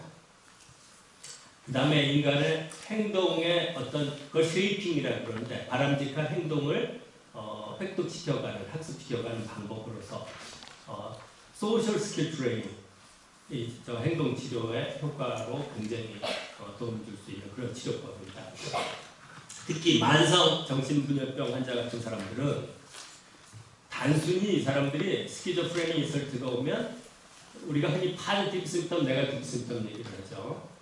그런데 그 파지티브 심텀으로는 할루시네이션이나 드루전이나 이런 증상들을 얘기하는데 그것들이 어떤 약물 치료나 이걸 해서 가라앉아도 그러면 치료가 된 거냐?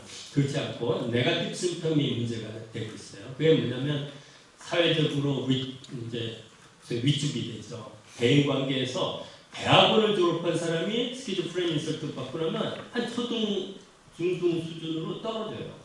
바보가 된 것 같아요.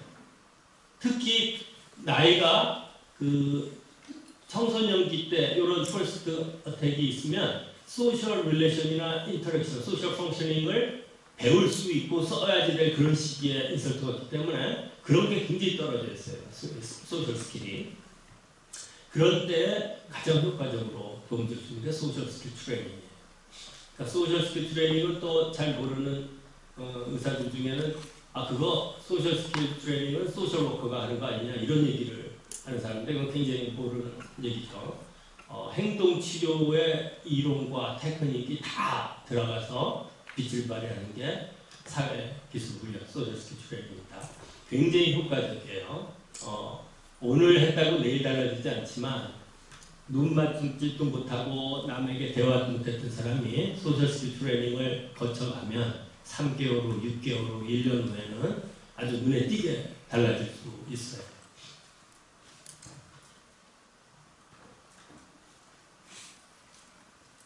자, 여기까지가 1차적으로 좀 하고 휴식을 한 10분 하고 나서 다시 시작하겠습니다.